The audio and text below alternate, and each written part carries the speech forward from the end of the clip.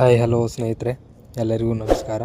ನಿಮ್ಮ job info ಚಾನಲ್ಗೆ ಸ್ವಾಗತ. ಇವತ್ತಿನ ಮಾಹಿತಿ ಏನಪ್ಪ ಅಂತಂದರೆ, ಮೀಸಲಾತಿಗೆ ಸಂಬಂಧಪಟ್ಟಂತೆ ಕೋರ್ಟ್ ಕೇಸ್ ಹಾಗೂ ನೇಮಕಾತಿಗಳ ವಿಷಯಕ್ಕೆ ಸಂಬಂಧಿಸಿದಂಥ ಒಂದು ಮಾಹಿತಿ. ಈ ಒಂದು ಮಾಹಿತಿಯನ್ನು ನೋಡುವ ಮುಂಚೆ ಇನ್ನೂ ಯಾರು ನಮ್ಮ ಚಾನಲ್ಗೆ ಸಬ್ಸ್ಕ್ರೈಬ್ ಆಗಿಲ್ಲ, ಸಬ್ಸ್ಕ್ರೈಬ್ ಆಗಿ, ಹಾಗೆ ಬೆಲ್ ಐಕಾನ್ ಮೇಲೆ ಆಲ್ ಅಂತ ಕ್ಲಿಕ್ ಮಾಡ್ಕೊಳ್ಳಿ.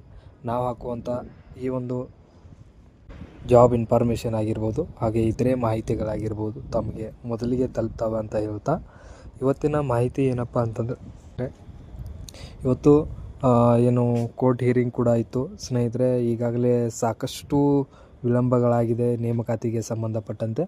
ಹೈಕೋರ್ಟ್ ಏನು ಕೊನೆಯದಾಗಿ ಒಂದು ಡೈರೆಕ್ಷನನ್ನು ಕೊಟ್ಟಿತ್ತು. 50% ಮೀಸಲಾತಿಯಲ್ಲಿ ನೇಮಕಾತಿಗೆ ಯಾವುದೇ ರೀತಿಯಾದಂಥ ತೊಂದರೆ ಇಲ್ಲ ಅನ್ನುವಂಥ ಒಂದು ಡೈರೆಕ್ಷನನ್ನು ಕೊಟ್ಟಿತ್ತು. ಆದರೆ ಸರ್ಕಾರ ತಾವು ಮಾಡಿದಂಥ ಒಂದು 56% ಮೀಸಲಾತಿ ಅನ್ವಯನೇ ನೇಮಕಾತಿಯನ್ನು ನಡೆಸಬೇಕು ಅನ್ನುವಂಥ ಉದ್ದೇಶದಿಂದ ನೇಮಕಾತಿಯನ್ನು ವಿಳಂಬ ಮಾಡ್ತಾ ಇದೆ. ಇವತ್ತಿನ ಈ ಒಂದು ಕೇಸ್ಗೆ ಸಂಬಂಧಪಟ್ಟಂತೆ ಏನೆಲ್ಲ ಆಯಿತು ಅಂತಂದರೆ ಸ್ನೇಹಿತರೆ, ಹೈಕೋರ್ಟ್ನಲ್ಲಿ ಏನು ಅಡ್ವೊಕೇಟ್ ಜನರಲ್ ಕೂಡ ಈ ಒಂದು ಕೇಸ್ಗೆ ಸಂಬಂಧಪಟ್ಟಂತೆ ಗೈರು ಹಾಜರಿಯಾಗಿದ್ದರಿಂದ ಈ ಒಂದು ಕೇಸ್ನ 2 ಮಾರ್ಚ್ 2026ಕ್ಕೆ ಮುಂದಿನ ಹಿಯರಿಂಗನ್ನು ಕೂಡ ಕೋರ್ಟ್ ಈಗಾಗಲೇ ಕೂಡ ಒಂದು ಡೇಟನ್ನು ಕೂಡ ಕೊಟ್ಟಿದೆ. ಫೈಲ್ ಕೂಡ ಆಗಿದೆ.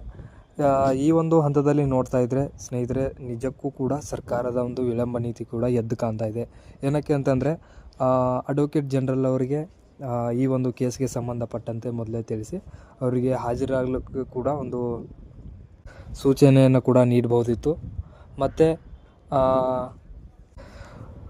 ಈ ಒಂದು ಎಲ್ಲ ಒಂದು ಹುದ್ದೆಗಳ ಆಕಾಂಕ್ಷಿಗಳ ಒಂದು ನೆರವಿಗೆ ಧಾವಿಸುವಂಥ ಒಂದು ಕೆಲಸ ಕೂಡ ಆಗಬೇಕಿತ್ತು. ಅದು ಕೂಡ ಆಗಿಲ್ಲ. ಇನ್ನು ಶಿಕ್ಷಕರ ನೇಮಕಾತಿಗೆ ಸಂಬಂಧಪಟ್ಟಂತೆ ಸಚಿವರು ಯಾವ ರೀತಿಯಾದಂಥ ಒಂದು ಹೇಳಿಕೆ ಕೊಡ್ತಾ ಇದ್ದಾರೋ ಗೊತ್ತಿಲ್ಲ ಸ್ನೇಹಿತರೆ.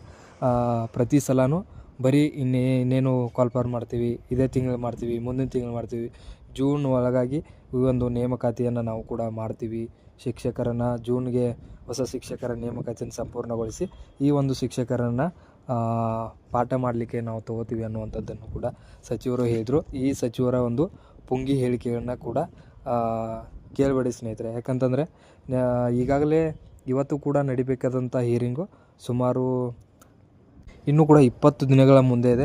ಅವತ್ತು ಕೂಡ ಫೈನಲ್ ಆಗಬಹುದು ಅಥವಾ ಏನಾಗುತ್ತೋ ಅನ್ನೋದು ಕೂಡ ಅವತ್ತಿನ ದಿನದ ನಿರ್ಧಾರ ಆಗುತ್ತೆ ಸ್ನೇಹಿತರೆ. ಇದೆಲ್ಲ ಕಂಪ್ಲೀಟಾಗಿ ಅಪ್ಲಿಕೇಶನನ್ನು ಓಪನ್ ಮಾಡಿ ಅಪ್ಲಿಕೇಶನ್ ಎಲ್ಲ ಒಂದು ಕಂಪ್ಲೀಟ್ ಆದಂಥ ಪ್ರೊಸೆಸ್ ಕೂಡ ಮುಗಿಬೇಕಾಗ್ತದೆ.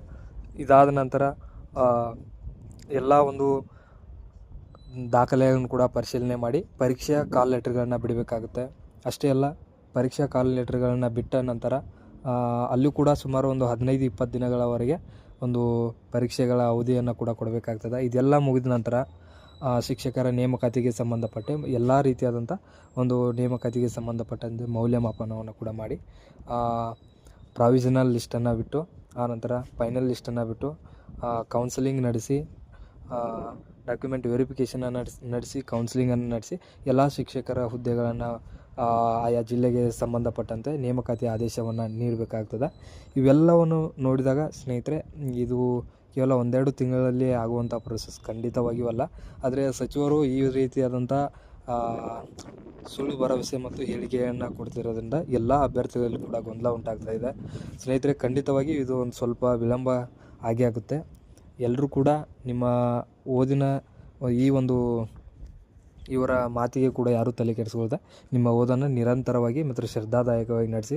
ಅಷ್ಟೇ ಅಲ್ಲ, ಬೇರೆ ಇಲಾಖೆಯ ನೇಮಕಾತಿಗಳಿಗೆ ಸಂಬಂಧಪಟ್ಟಂತೆ ಕೂಡ ಈಗಾಗಲೇ ಲ್ಯಾಂಡ್ ಸರ್ವೇರ್ ಆಗಿರ್ಬೋದು, ಮತ್ತು ಕೃಷಿ ಇಲಾಖೆಗೆ ಸಂಬಂಧಪಟ್ಟಂಥ ಹುದ್ದೆಗಳಾಗಿರ್ಬೋದು, ಇನ್ನೂ ಹಲವಾರು ಪಿ ಡಿ ಒ ಆಗಿರ್ಬೋದು, SDA ಮತ್ತು ಇನ್ನೂ ಕೂಡ 500ಕ್ಕೂ ಹೆಚ್ಚು ವಿಲೇಜ್ ಅಕೌಂಟೆಂಟ್ಗಳ ಒಂದು ನೇಮಕಾತಿ ಈಗಾಗಲೇ ನಡಿಬೇಕಿತ್ತು. ಅದು ಕೂಡ ವಿಳಂಬ ಆಗಿದೆ. ಅಷ್ಟೇ ಅಲ್ಲ, ಸುಮಾರು 600ಕ್ಕೂ ಹೆಚ್ಚು PSI ಹುದ್ದೆಗಳಾಗಿರ್ಬೋದು ಮತ್ತು 4,000ಕ್ಕೂ ಹೆಚ್ಚು PC ಹುದ್ದೆಗಳಿಗೆ ಸಂಬಂಧಪಟ್ಟಂತೆ ನೋಟಿಫಿಕೇಷನನ್ನು ಮಾಡಬೇಕಿತ್ತು.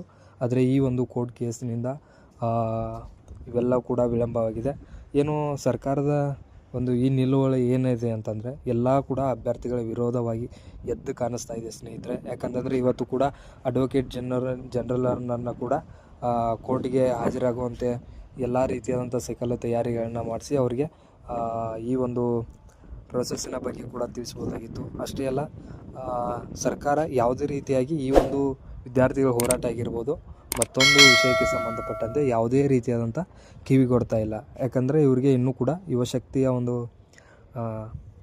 ಭಾವನೆಗಳ ಜೊತೆ ಇವರು ಚೆಲ್ಲಾಟ ಆಡ್ತಿದ್ದಾರೆ. ಯಾಕಂತಂದರೆ ಸರಿಯಾದಂಥ ಏಜ್ನಲ್ಲಿ ಸರಿಯಾದಂಥ ಒಂದು ಹುದ್ದೆಗಳನ್ನ ಪಡೆದು ಸಾಕಷ್ಟು ವರ್ಷಗಳಿಂದ ಓದಿ ತಂದೆ ತಾಯಿಗಳನ್ನ ನೋಡ್ಕೊಳ್ಳುವಂಥ ಜವಾಬ್ದಾರಿಯುತ ಸ್ಥಾನಕ್ಕೆ ಬಂದಾಗ ಎಲ್ಲರಿಗೂ ಕೂಡ ಒಂದು ಆತಂಕ ಇರುತ್ತೆ. ಏಜ್ ಆಗ್ತಾ ಇದೆ ಮತ್ತು ಓದ್ತಾ ತಮ್ಮ ಅಮೂಲ್ಯವಾದ ಜೀವನದ ನಿರ್ವಹಿಸ್ತಕ್ಕಂಥ ದಿನಗಳೇ ಕೂಡ ಕಳೆದು ಹೋಗ್ತಾ ಇದೆ ಅನ್ನುವಂಥ ಕೊರಗು ಕೂಡ ಇದ್ದೇ ಇದೆ. ಎಷ್ಟೋ ಜನಕ್ಕೆ ಇನ್ನೂ ಕೂಡ ಮದುವೆನೇ ಆಗಿಲ್ಲ.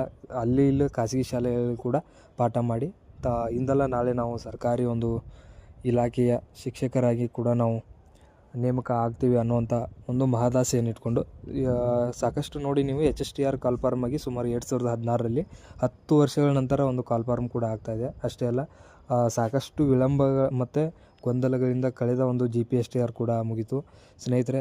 ಇದೆಲ್ಲವನ್ನು ನೋಡ್ತಾ ಇದ್ದರೆ ಸುಮಾರು 70,000ಕ್ಕಿಂತ ಹೆಚ್ಚು ಶಿಕ್ಷಣ ಇಲಾಖೆಯಲ್ಲಿ ಮತ್ತು ವಿವಿಧ ಇಲಾಖೆಗಳಲ್ಲೆಲ್ಲ ಸೇರಿದರೆ ಕೂಡ ಸುಮಾರು 2,84,000 ಸರ್ಕಾರದ ಅಂಕಿ ಅಂಶಗಳು ಕೂಡ ಇಲ್ಲಿ ಕೊಟ್ಟಿದ್ದಾರೆ.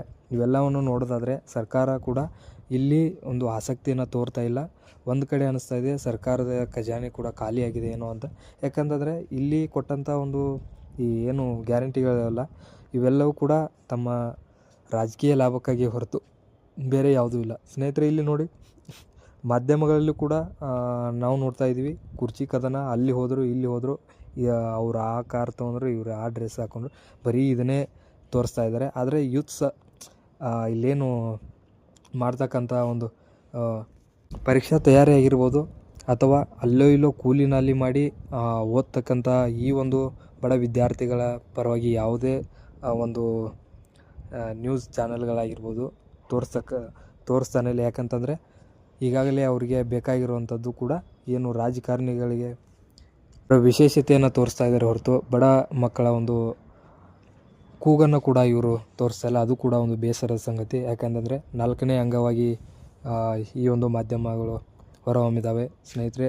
ಇವೆಲ್ಲವನ್ನು ನೋಡಿದರೆ ಇನ್ನೂ ಕೂಡ ನಾವು ಭಾಳ ಜಾಗೃತರಾಗಬೇಕು. ಇಂದಲ್ಲ ನಾಳೆ ಕೂಡ ಇದು ಆಗೇ ಆಗುತ್ತೆ ಸ್ನೇಹಿತರೆ. ಆದರೆ ನೀವು ಓದ್ತಕ್ಕಂಥ ಒಂದು ಉಭೆಯನ್ನು ಯಾರೂ ಕೂಡ ಬಿಡಬೇಡಿ. ಯಾಕಂತಂದರೆ ಇಷ್ಟು ಹೊತ್ತು ಮಾಡಿ ಕೊನೆಯ ಮೈಲಿಗಲ್ಲಿನಲ್ಲಿ ಯಾರೂ ಕೂಡ ನಿಮ್ಮ ಆಸಕ್ತಿಯನ್ನು ಕಳೆದುಕೊಳ್ಬೇಡಿ. ಏನೇ ಮಾಹಿತಿ ಇದ್ದರೂ ನಿಮಗೆ ಮೊದಲಿಗೆ ತಿಳಿಸ್ತೀವಿ. ನಮ್ಮ ಚಾನಲ್ನ ಯಾರೂ ಇನ್ನೂ ಸಬ್ಸ್ಕ್ರೈಬ್ ಆಗಿಲ್ಲ, ಸಬ್ಸ್ಕ್ರೈಬ್ ಮಾಡಿ. ಹಾಗೆ ಬೆಲ್ ಐಕನ್ ಮೇಲೆ ಆಲ್ ಅಂತ ಕ್ಲಿಕ್ ಮಾಡ್ಕೊಳ್ಳಿ. ನಾವು ಹಾಕುವಂಥ ಎಲ್ಲ ಒಂದು ಜಾಬ್ ಅಪ್ಡೇಟ್ಸ್ ಆಗಿರ್ಬೋದು, ಹಾಗೆ ಇತರೆ ಮಾಹಿತಿಗಳಾಗಿರ್ಬೋದು ನಿಮಗೆ ಮೊದಲಿಗೆ ತಲುಪ್ತಾವೆ ಅಂತ ಹೇಳ್ತಾ ಎಲ್ಲರಿಗೂ ಕೂಡ ಧನ್ಯವಾದಗಳು ಸ್ನೇಹಿತರೆ.